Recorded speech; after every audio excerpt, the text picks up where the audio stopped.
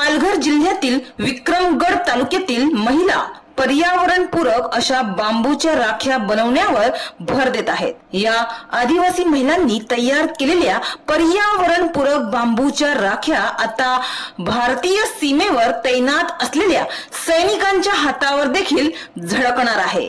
पालघर जिल्ह्यातील विक्रमगड तालुक्यामधल्या खरपडपाडा, टेटवाली, दातेलपाडा, घोडीचा पाडा, चिंचपाडा, वाकी, जांभा, विडशेत, वाणीपाडा, गरदवाडी आणि नरगेपाडा अशा 11 गावांमधल्या जवळपास 150 महिलांनी मिळून यंदा 25,000 बांबूंच्या राख्या तयार केल्या आहेत।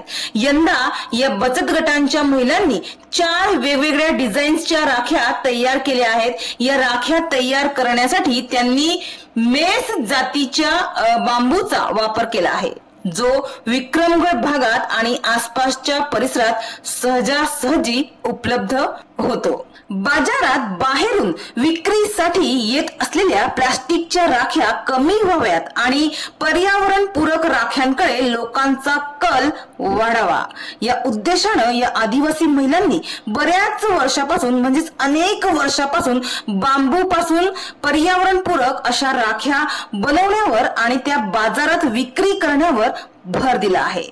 या आदिवासी महिलांनी तयार केलेल्या राख्यांचं विशेष महत्व म्हणजे या राख्या बांबूपासून तयार केल्या असल्यामुळे त्या पर्यावरणपूरक तर आहेतच, पण त्याचबरोबर या राख्यांच्या माध्यमातून वृक्ष लागवड देखील होणार आहे।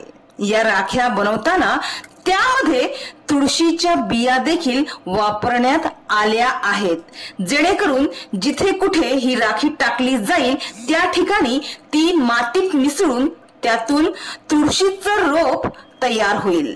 तर गेल्या काही वर्षापासून या ग्रामीण भागातील आदिवासी महिला आपल्या हातून तयार केलेल्या पर्यावरणपूरक बांबूच्या राख्या भारतीय आर्मीच्या आणि नेव्हीच्या जवानांना बांधण्यासाठी पाठवत असतात। तर यंदा देखील या आदिवासी महिलांनी तयार केलेल्या 10,000 बांबूच्या राख्या केशव सृष्टी या संस्थेच्या माध्यमातून भारतीय नेव्ही आणि आर्मीच्या जवानांसाठी पाठवण्यात आल्या आहेत। त्यामुळे या रक्षाबंधनाला भारतीय सैनिकांच्या हातावर पालघरच्या आदिवासी महिलांनी तयार केलेल्या सुंदर आणि पर्यावरणपूरक असलेल्या राख्या झळकणार आहे। या व्यतिरिक्त जिल्ह्यासह मुंबई आणि इतर विविध ठिकाणी या राख्या विक्रीसाठी पाठवल्या गेल्या आहेत। या एका राखीची किंमत बाजारात 50 रुपये इतकी आहे। केशव सृष्टी यासारख्या संस्थेनं या तालुक्यामधल्या महिलांना त्यांच्याच गावात रोजगाराचं साधन उपलब्ध करून दिल्यानं इथला महिला वर्ग आता सक्षम होऊ लागला आहे।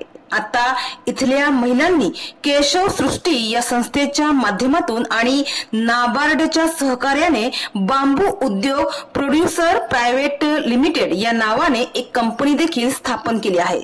त्या माध्यमातून बांबू हस्तकलेच्या विविध वस्तू तयार करून या आदिवासी महिला त्यातून चांगलं आर्थिक उत्पन्न मिळवत आहे।